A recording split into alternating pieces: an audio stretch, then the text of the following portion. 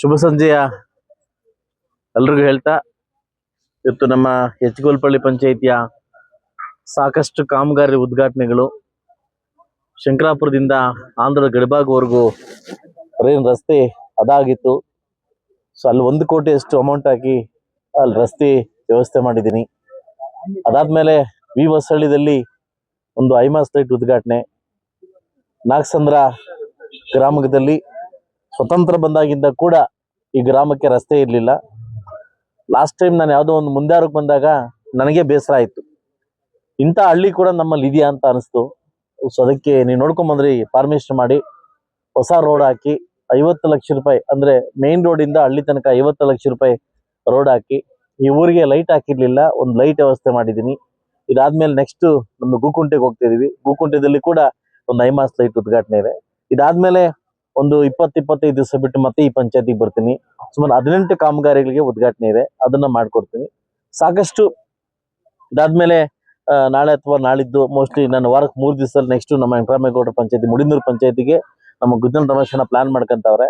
ಸಾಕಷ್ಟು ಕಾಮಗಾರಿ ಉದ್ಘಾಟನೆ ಇದೆ. ಸೊ ಅದಾದ್ಮೇಲೆ ಕುರುಡುಮಲೆ ಪಂಚಾಯತಿ ಉದ್ಘಾಟನೆ ಇದೆ. ಅದಾದ್ಮೇಲೆ ಹೆಚ್ಗೋಲ್ಪಳ್ಳಿ ಪಂಚಾಯತಿ, ಎಲ್ಲಾ ಪಂಚಾಯತಿ ಕೂಡ ಈವ್ನಿಂಗ್ 5 ಗಂಟೆ ಮೇಲೆ ಹೋಗಿ ರೋಡ್ ಪೂಜೆ ಮಾಡ್ಕೊಂಡು ಅಲ್ಲಿರ್ತಕ್ಕಂಥ ಕಾಮಗಾರಿ ಕಂಪ್ಲೀಟ್ ಮಾಡ್ಕೊಂಡ್ ಬರ್ತಾ ಇದೀನಿ. ಸೊ ಆದಷ್ಟು ಬೇಗ, ಇನ್ನು ಯಾವುದೇ ಊರಲ್ಲಿ ಏನೇ ಕಾಮಗಾರಿ ಇಲ್ಲದಿದ್ರು ಕೂಡ ಆದಷ್ಟು ಬೇಗ, ಈಗ ಹೊಸ ಸರ್ಕಾರ ಬಂದಿದೆ, ಅಂದ್ರೆ ಹೊಸ ಮುಖ್ಯಮಂತ್ರಿ ಬಂದಿದೆ. ಸೊ ಅವ್ರ ಮುಖ್ಯಮಂತ್ರಿ ಬಂದಾದ್ಮೇಲೆ ನೆನ್ನೆ ತಾನೇ ಮಾಹಿತಿ ಬಂದಿದೆ, ಎಲ್ಲ ಲೆಟರ್ ಕೊಡಿ ಅಂತ ಮಾಹಿತಿ ಬಂದಿದೆ. ಸೊ ಯಾವ ಊರಲ್ಲಿ ಯಾವ ರಸ್ತೆ ಎದಗೆಟ್ಟಿದೆ ಖಂಡಿತವಾಗ್ಲೂ ನಾನು ಕಂಪ್ಲೀಟ್ ಮಾಡ್ಕೊಡ್ತೀನಿ. ಇನ್ನು ರಸ್ತೆಗಳು ಒಂದು 32 ರಸ್ತೆಗಳನ್ನು ಪೆಂಡಿಂಗ್ ಇದೆ ಪೂಜೆ ಮಾಡ್ಕೊಡೋದು. ಈಗಾಗಲೇ ರಸ್ತೆಗಳು ವರ್ಕ್ ನಡೀತಾ ಇದೆ. ಆದಷ್ಟು ಬೇಗ ಮುಳಬಾಗಲ, ನಮ್ಮ ಮುಳಬಾಗಲ ತಾಲೂಕಲ್ಲಿ ಆದಷ್ಟು ಬೇಗ ನಾನು ಕಂಪ್ಲೀಟ್ ಮಾಡ್ತೀನಿ.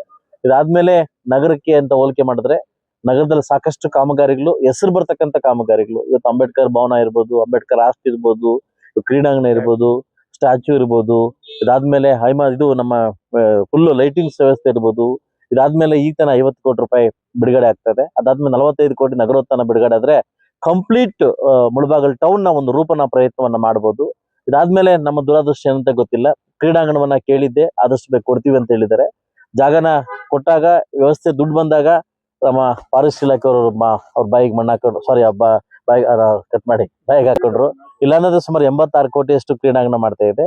ಆದ್ರೂ ಕೂಡ ನನ್ನ ಅನುದಾನದಲ್ಲಿ ಒಂದು ಕ್ರೀಡಾಂಗಣ ವ್ಯವಸ್ಥೆ ಮಾಡ್ತಾ ಇದ್ದೀನಿ. ನನಗೆಲ್ಲ ಮೆಚ್ಚು ಅಂತಂದ್ರೆ DVG ಗುಂಡಪ್ಪ ಅವರು, ನಮ್ಮ ತಾಲೂಕಲ್ಲಿ ಹುಟ್ಟಿರ್ತಕ್ಕಂಥ ನಮ್ಮ ತಾತಯ್ಯನವ್ರದ್ದು ಒಂದು ಪ್ರತಿಮೆ ಇರ್ಲಿಲ್ಲ, ಈಗಾಗಲೇ ಪ್ರತಿಮೆ ಬಂದು ಇಳಿದಿದೆ. ಪ್ರತಿಮೆ ಅನಾವರಣ ಕೊಡ್ಬೇಕು. ಕೆಲವೇ ದಿನಗಳಲ್ಲಿ ಕೂಡ ಒಂದು DVG ಒಂದು ಏನು ಭವನ ಮತ್ತು ಒಂದು ಗುಂಡಪ್ಪನವರು ಪ್ರತಿಮೆ ಅನಾವರಣ ಮಾಡ್ತಾ ಇದ್ದೀನಿ. ಅದಾದ್ಮೇಲೆ ನನಗೊಂದು ಆಸೆ ಇದೆ, ಏನಂತಂದ್ರೆ ಇವತ್ತು ಎಲ್ಲಾ ಊರ್ಗಳಲ್ಲೂ ಕೂಡ ಲೈಬ್ರರಿ ಇದೆ. ಹೈಟೆಕ್ ಲೈಬ್ರರಿನ 2.5 ಕೋಟಿಯಲ್ಲಿ ಮಾಡ್ತಾ ಇದ್ದೀವಿ. ಹೈಟೆಕ್ ಲೈಬ್ರರಿ ಎಲ್ಲಾ ಬಂದು, ಎಲ್ಲಾ ಮಕ್ಕಳು ಮತ್ತು ಎಲ್ಲಾ ಏನು ಕಾಂಪಿಟೇಷನ್ ಮಾಡ್ತಕ್ಕಂಥ ಎಕ್ಸಾಮ್ಸ್ಗೆ ಎಲ್ಲಾ ಬಂದು ಓದ್ಕೊಬೇಕು.